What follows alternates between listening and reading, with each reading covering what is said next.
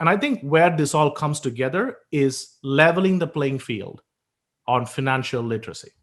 Regardless of where you come from, what your socioeconomic background is, the features should be easy to consume. So it's all about empowerment of the consumer, giving them the opportunity to take control of their finances. And the way to do that is by providing them a simple, secure, and a fully integrated system.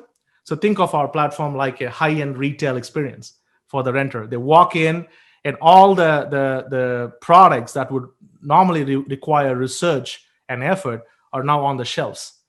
And they have a Hmm. shopping cart, and they can pull things in. And now, can we uh, level the playing field and have everybody consume it? I believe so. And I think the answer is intuitive user experience. And if we can create that, we can really create a lot of value. What is up, YouTube? Matt McKeever here, and in today's video, we catch up with Karthik from RentMoola and discuss what he's seeing as far as the struggles that landlords are having. If you're unfamiliar with RentMoola, we're going to cover it in today's video. We'll throw a link in video description down below so you can check them out as well. But essentially, this is not a sponsored ad or anything like this.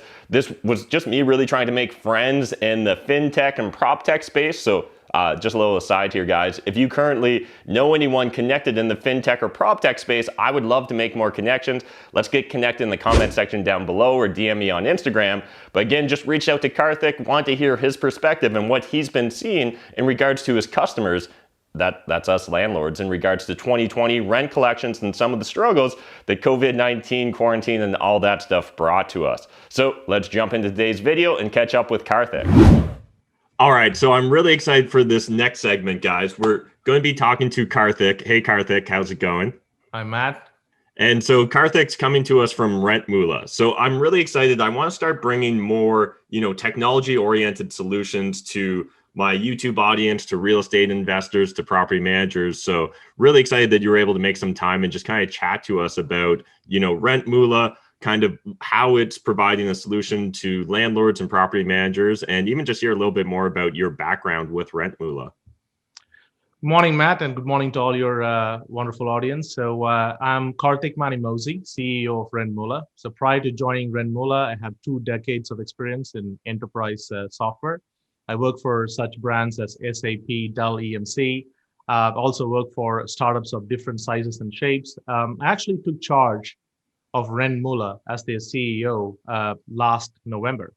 And one of the things that really struck me about this market is that it really impacts a huge population here in North America.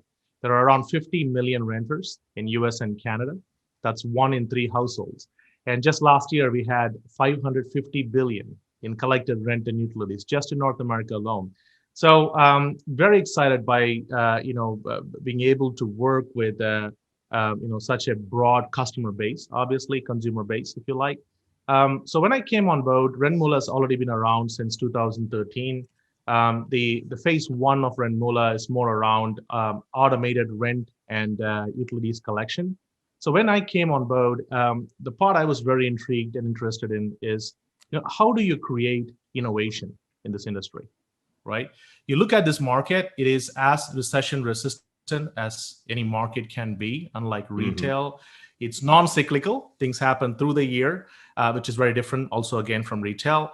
However, I saw that there was a complete lack of sophisticated financial infrastructure around this $500 billion that changes hands. And so I was intrigued, what kind of innovation can we bring to the table to help the consumers? And that kickstarted my journey with RentMoola. I presented my vision to the board and the shareholders, and they were very excited by what we can do to actually help consumers. So if you think of it, Matt, there are 2 major consumer classes. We have the landlords, fairly easy to understand. So they care about, really marketing the property well and wide, attracting the best tenant for the property. They are very much concerned about cash flow, right? It's all about revenue lifecycle management. You collect your rent, you pay your mortgage, you take care of your expenses. It's a very tight and codependent revenue lifecycle that they care about. They also do care about risk mitigation. It's all about Hmm. tenant screening. It's about rental insurance. They want to make sure they take care of all of those things. They are very much concerned nowadays about building a community with their renters, because that is the must-have amenity today, community. And then they look at things like, what other opportunities can I have? What about working capital? So can I use my revenue producing rental unit and then borrow against it and make upgrades to the rental unit, like HVAC, heating system, plumbing, and increase your income capabilities. But last but not the least, they're also pretty much worried about what kind of reporting analytics can they get, right? As you Yeah. start to have more rental units, you want to understand what is the forecast versus collection, what about the data analytics, and increasingly we are seeing the trend move towards, can I understand and predict renter behavior, right? Hmm. So all of that is very important for the landlords. Now, the tenants, on the other hand, extremely diverse population from very diverse socioeconomic background, multi-generational. You find people in senior living to short-term rental. You find student housing to working families in large towns, small cities. Extremely diverse. 44 million of them in the U.S. Another 4 or 5 million in Canada. So if you look at them, what is important for them? They're looking at a comprehensive, system of engagement. So right now they have to do piecemeal, they have to jump in and out, and it's becoming a very stressful experience for them. And the other factor is, depending on their financial literacy level, their comfort with technology, based Yeah. on how updated they are about different provisions in the market, they make suboptimal decisions. I call it asymmetry of information. Not everyone has the same amount of information, and this can lead to discrimination, wantingly, unwantingly, to a large swath of this population. And this is one area where we want to be a equalizer, as any good fintech should do. It's all about how do you balance the level the playing field, if you like. So what we do is we start a tenant journey comprehensively from the apartment search. So you search for the right apartment. Once you find the right apartment, we allow you to make an application for the apartment on the platform. And then one way to get ahead of the line is to submit yourself for a comprehensive tenant screening. So historically, credit, criminal checks, depending on what's allowed Yeah. in the regulations, goes on. But increasingly, there is a demand for 360-degree view, like bank account analysis, income statements, and so on. So because landlords are finding that the credit score alone is not a reliable indicator of a renter's intent and capability to always pay rent on time. So there is room for sophistication, and we are probing ways of giving a little bit more than the conventional credit check, if you like, a 360-degree view of the consumer. So you now get in front of the line, and then we ask you, do you have a tenant insurance, which is required for to rent most of the apartments in large cities.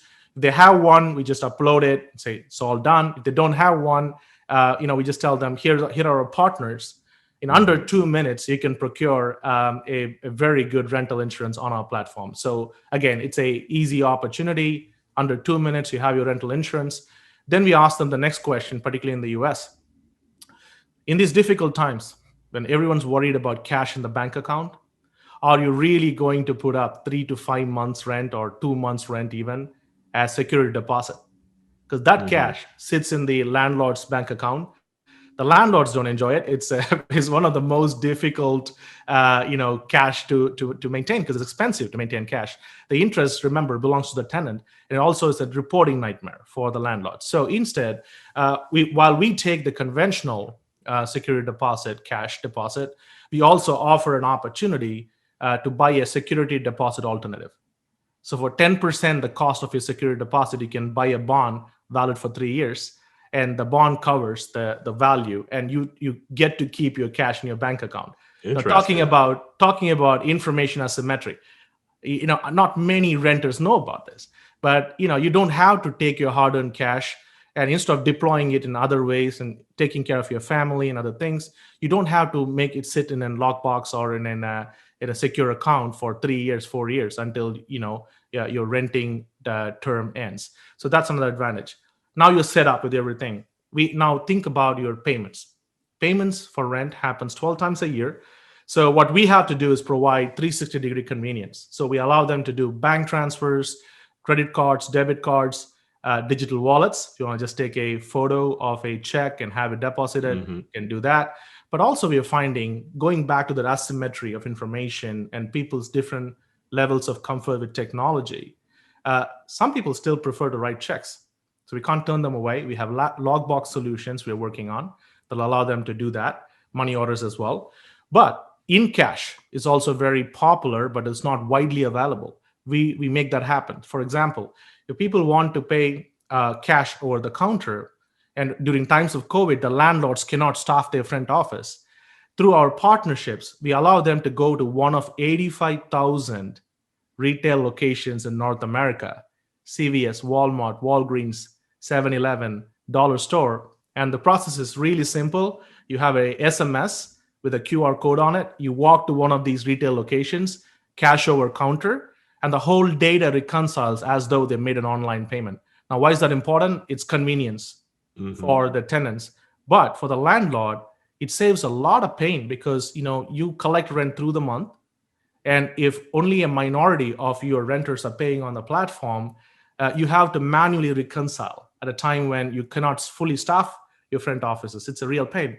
And remember, rent is collected through the month, but it's also collected every month. So it's a never-ending battle. And we are helping ease that. So not only do we have close to 100% collections possible on the platform through this convenience play, but we are also able to automatically connect to these systems, their systems of record, their ERP systems. Yeah. So we eliminate manual tasks. So all of this is taken care of. Now, this is all great so long as you have the money to pay your rent and you are really doing well on your finances or reasonably well on your finances. What happens if you need some short-term help? So in this case, we look around and we actually offer a liquidity solution. 2 versions of it. Both will be available on the platform in the coming months. So we're completing the final stages of it. So the way it works is, imagine the shopping experience on Amazon. So the renter has rent and other costs attached to the apartment. So they check and put it into a shopping cart. And at the time of checkout, we offer credit. Single click of a button, 30-second application, 60-second decision, and a revolving line of credit between $100 and $24,000 is set. That's awesome. And it's offered interest-free, and you can complete the transaction in 15 seconds, and you can actually pay the rent. And if you don't qualify for this revolving line of credit, which is offered interest-free, then you also have micro financing opportunities. So you can really make up that gap. And if you have past due rent, you can take care of. Now, once you're done paying rent and you're taking advantage of the liquidity line and it allows you to get full control over your finances, now we also offer you the possibility to report your on-time payment of your rent and utilities to the credit bureaus so it can improve your credit score. Because it does control a big part of your life, the credit scores. So we can allow you to maintain it so that maybe you want to rent a bigger apartment, or you want to go out and buy a home, you can do that because we help you through the process. And remember, rent and utilities is one of the on-time payments that every consumer makes. And you might as well use that to boost your credit score, right? Mm-hmm. And last but not the least, we have a comprehensive tenant communication platform where we can have bulletin boards, we can have a marketplace. It's like a garage sale. At a time when your home is now everything, right? Your gym, your workspace, your office, your shared space, everything in there. This market space allows you to build a community within your rental property, rental community, if you like. And last but not the least, for the landlords who are concerned about mom and pop shops, the restaurants, we can actually allow them to advertise these local businesses on the platform so that you can start, helping your community as well. So there's a lot of good stuff that we have combined together, as you can see, Matt. Awesome. Yeah, I love the thorough breakdown. And so one thing I'd love to maybe pick your brain on, because I know you deal with a lot of landlords, a lot of property managers, them being one of the customer segments you guys focus on, is it's interesting. It's a recurring theme we often explore on my YouTube channel, that real estate's a very old business, right? And because it's a really old business, for whatever reason, it seems like it's slow to adapt or adopt technology or new solutions. Yeah. And yet a lot of the stuff you laid out there makes a lot of sense. A lot of landlords aren't very thorough at making sure that their tenants get tenant insurance. And yet it's actually quite a simple process. Pretty much anyone can get tenant insurance. It's a very low cost, but Yeah. it's just that it's kind of a high pain in the ass factor for you to ask the tenant to go get it, for the tenant to then go get it, then the tenant come back and actually show and prove to you that they got tenant insurance. So what have you found with, dealing with landlords and property managers? Like, what's the struggle or what's the knowledge gap there between them like taking their business to the next level by implementing some of these, new solutions that are going to allow them to be more effective and efficient as a business owner? It's a great question, and that's why I started the segment by saying that this real estate rental segment is ripe for disruption, and there's a lot of factors that goes into it. And one of the things I like to point out is the landlords are not one size, one shape, right? You have this very large corporate and REIT holdings on the high end of the market. They have 100,000, 500,000 properties. They have millions of rental units. And then you have this predominant upper mid-market, large enterprise scale landlords, 200,000 of them in the US. And they represent around 20, 25 million rental units. And then you have the single landlords. There is actually 95 million single landlords in the US. 12.5 million of those homes are rented, right? And last but not the least, we have the smaller multifamilies. We have duplexes, 2.02 million duplexes. So the one thing we tend to really not remember is that 67% of Americans are homeowners. And if you look at most of middle class, your savings are usually a property. You just save up, and that's what it is. And the commentary is, if you are ultra wealthy, your wealth is in stocks, and if you are middle class, your investment is in homes. So there is a variety of reasons here because of the vast gulf in the different types of landlords. Most of this is conventional thinking. I think, for example, misconceptions. The first misconception is, if you are a renter and you can't pay your rent on time, you must be fiscally irresponsible. So that's one of the stereotypes that goes around. And in normal times, you would say, "Oh, I'll show them the revolving door. The tenant goes out. I have no problem. High occupancy. You know what? COVID comes. For the very first time in very large cities, there is 10 to 20% vacancies. So what people have to realize is that 78% of Americans are living paycheck to paycheck. And 40% of them cannot withstand an unexpected $400 spend. And they're making tough choices. And it's tough for everybody. And COVID really amplified the problem, but the problem was there from the beginning. If you look at some stats, I read a stat and a survey a month and a half ago. It said 63% of renters have managed to stay on top of paying their rent by making extraordinary sacrifices. Is everything from really selling off their assets to borrowing to dipping into their savings. So it's very tough out there, and we need to recognize that. And oftentimes what happens is the credit score controls a lot of your borrowing capability and your liquidity capability. And credit score can be argued that may not be a clean indicator of your credit worthiness, right? So it does discriminate against immigrants coming in. It takes a while to build it up. If you happen to have a couple of bad incidents in your life, it takes a while to put the score back together. It's also feared that maybe 1 in 5 credit scores in the US may have a fault in it as well. So yet it controls. It's a snapshot of your financial history that is used to make decisions, right? So there is a lot of things that needs to happen and change here. So the opportunity for disruption here is very, very pervasive, right? For example, we have the institutions, you have the fintechs like us. There's chance for partnership here to come through.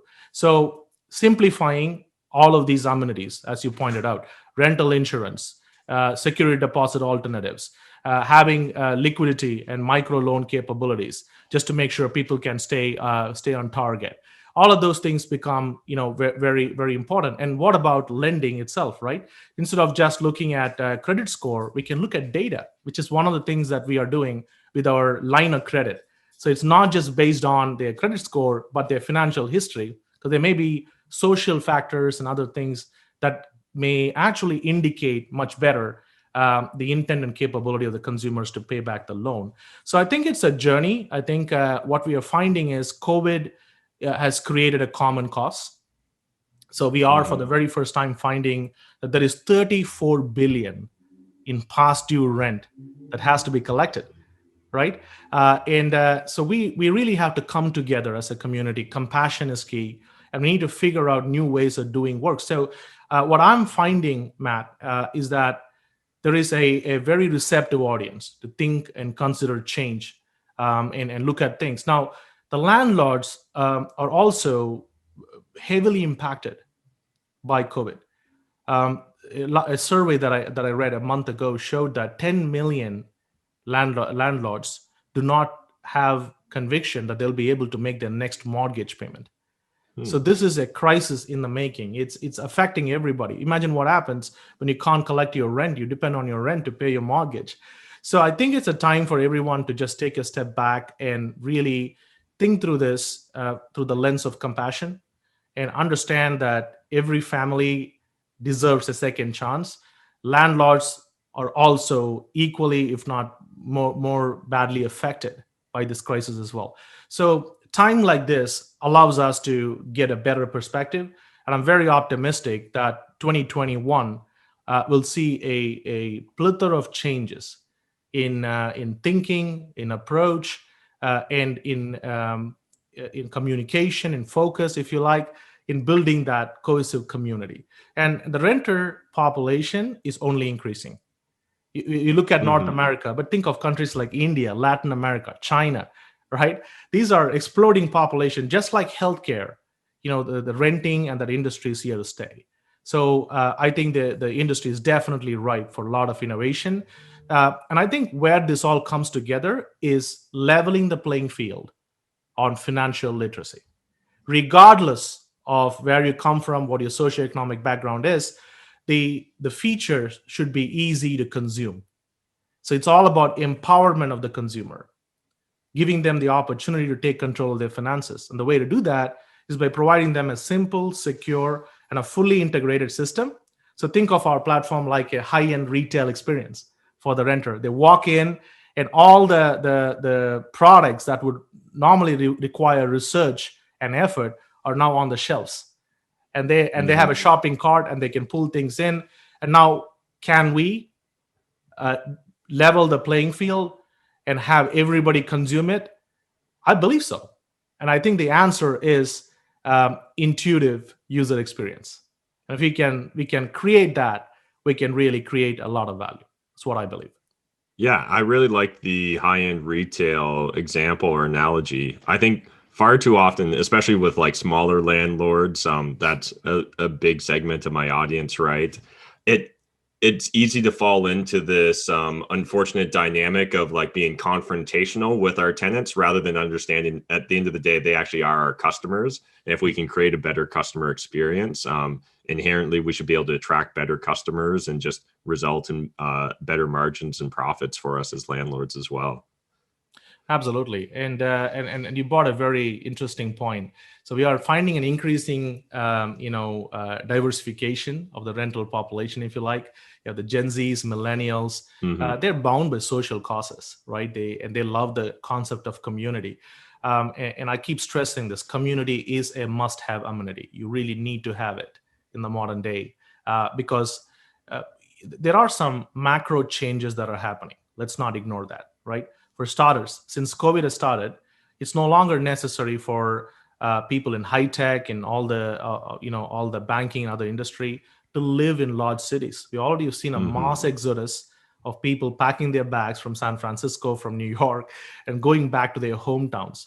So there may be a radical change in the way workplace and the workforce of the future are going to evolve. And maybe a short-term phenomenon, may not be next 10 years. It's changing as we speak.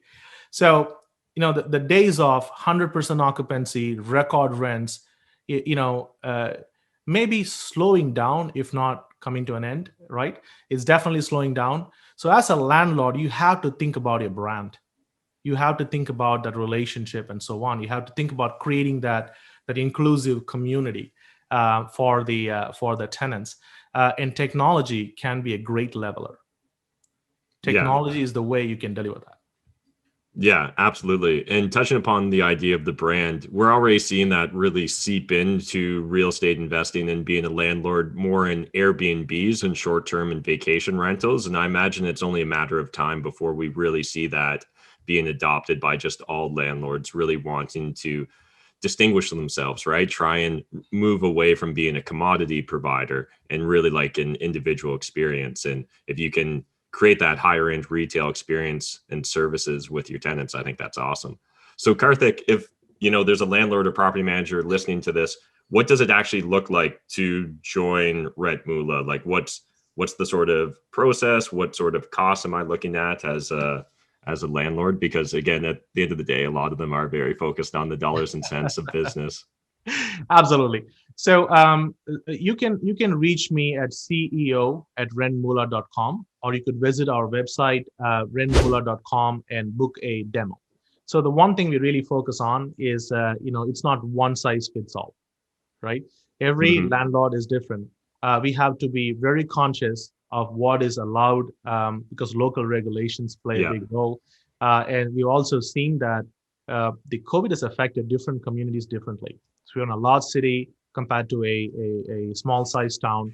If you own Class A, Class B buildings versus Class C, Class D buildings, depending on your population, there are a lot of trends, and we do quite a bit of benchmarking. So we love to listen.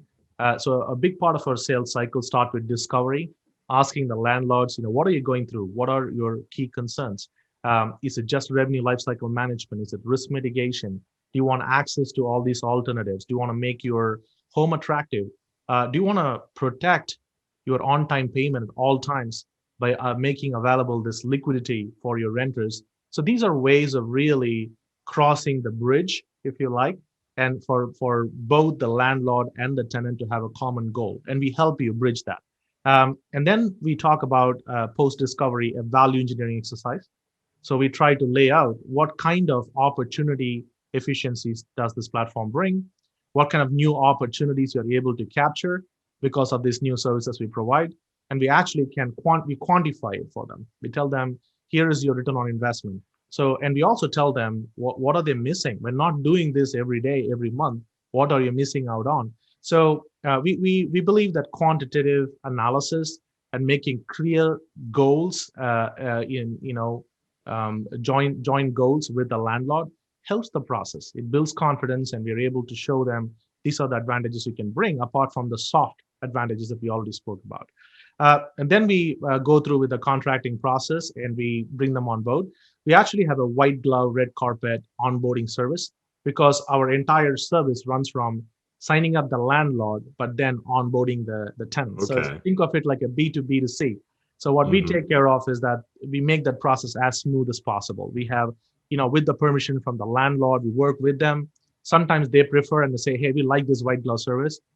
Let's just work with you and reach out to our tenants. Could be flyers. We could just print in where they can sign up. We send them emails with permission, text messages, call centers. So we have a whole range of services because it's all about, like I said, taking a compassionate view. The journey doesn't stop when the contract is signed. Actually, it starts when the contract is signed. So we work towards that and make sure that the tenants come in. Yeah, and in understanding the disparity in information, the comfort with technology, we're always there to help through either a chatbot or an SMS or a phone call. So we help every tenant get on board, get things set up, and so on, right? So that's the whole process. Now, in the cost structure, there is a platform fee. It's a very nominal platform fee. We charge the landlord. And there is a transaction fee. It's mainly because we work with the different payment gateway service providers to make things happen, and so on. And some of these services are partner services. We in many cases have gotten preferential pricing because that's a distribution channel. So it might be, but you have to do your own research. But our job is to co-locate them in a single platform, so you have the benefit of them. And then, so that's how it goes. And then we continue the journey. It's every month you make the payment. 35 to 40% of our renters just set recurring payments and they move on. So it just automatically comes in. But through COVID, we are finding that people are looking at least 2 to 3 different methods of payment. It just used to be bank. Now people are worried about cash in bank, as you should, right? And we're doing it, and we're watching this situation pretty closely. It's pretty much evolving, right? With COVID, for example, the stats show that in the month of December, only 75% of renters actually made their payments, rental payments, either full or even partial payments. This is an 8% drop from same time last year and a 5% drop from last month. So we talked to the landlords and talked to them about what are your concerns. And some of them may have allowed, rent deferral as part of the, Hmm. mortgage deferral they got from their lender. But that money still has to be collected. Unless something dramatically changes, we see that the CARES Act, which had both the unemployment checks as well as, eviction, stopping measures that were included, is coming to an end. So we don't know what the new law will be passed, and we don't know what the next administration would do in terms of rent forgiveness. So it is a real concern for landlords right now. So we work with you on strategies. How does our liquidity platform help you do that? And also remember, by allowing the renters to report their on-time rent payment, there is an Hmm. incentive for them to always pay on time as well. So there's a lot of soft features and benefit that go both ways, right? And what you want to do is help the renters with the intent, but do not have the capability. And a lot of this, let me remind the audience, is short term. Is short term, right? You have to remember Hmm. that these are extraordinary circumstances. It's a global health pandemic in the middle of an economic crisis. Very rare, So we have to get through this, and I think we can build bridges and bonds and a strong community by working. Now, the other areas that we can work together with the landlord, the tenant, is simple education. So we can provide educational videos how to make things happen. And the most important feature for the landlord is that reporting thing, right? What's your Hmm. forecasted collection, and what is your actual collection, and what kind of corrective actions do we need to take? In many cases, our largest customers and some of our valuable customers work with us, and they say, hey, we are falling behind on our on-time payment. We are seeing either partial payments come in or some delayed payments. Can you work with us? So we run a campaign and we introduce other things. So it's collaborative. It's a journey. It's a strategic partnership. It's a far from a transaction. That's what I like to tell the landlords. Awesome. Love it. Yeah, that's extremely thorough. That sounds like one of the most thorough onboarding processes that I've ever heard of for landlords. So that sounds like a really unique solution. Do you find, is it landlords and property managers of all sizes and like types of operations that are joining RentMoola, or is there a certain niche that seems to stand out? Now we support landlords of all sizes. The very large landlords obviously have different pain points, 1,000 plus Hmm. units. If you look at 50 to 100 unit landlords, they have a different pain point. Compare that to single landlords as well as duplex. We support everybody. It's fairly simple because you look at the services we provide; they are tenant centric, right? Hmm. Because you have a single unit you're renting, or a single house you're renting, doesn't mean you can waive your tenant insurance or security deposit. It's the same service, right? The scales are different maybe, but the pain points are similar. So now we are for everybody, and we work with everyone. Landlords of all sizes, of course. Awesome. Love it. Well, this was great. Just learn more about RentMoola. Really appreciate you making the time. We'll throw a link to everything in the video description down below for anyone that's interested in checking out and learning more about RentMoola. And just an FYI, a lot of Canadians following me because I'm a Canadian real estate investor. They're also a Canadian tech startup. So that's super cool as well that RentMoola is based here in Canada. So again, really appreciate you taking the time, Karthik. Anything else that we should know about RentMoola or yourself before we wrap up? Now, I'll just make an appeal to anyone, right? It's not just the landlords and tenants, but also institutions and other fintechs. I would issue a call to action, right? Um, we are all facing something extraordinary right now, and need of the hour is compassion. I think all forms of collaboration should be open right now. I mean, it's not about competition. It's not just about survival. It's just a mega market, impacts the life of several families, 1 in 3 families at least. But if you add the landlords, almost the entire population, right? So this is the time to collaborate. Cooperation is welcome. What we're trying to do here is change some stereotypes. in terms of, who is a good renter, who is a bad renter. We have to understand that there are a lot of hardworking families, single parents, people who work 3 to 4 different jobs. They're hurting right now, and so are the landlords.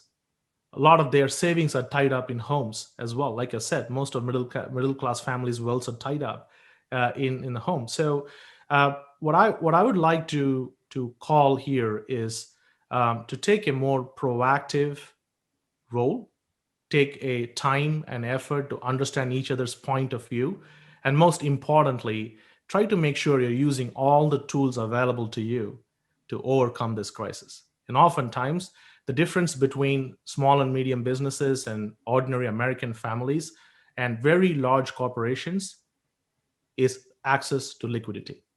So when you have liquidity, you can overcome any problem. All right.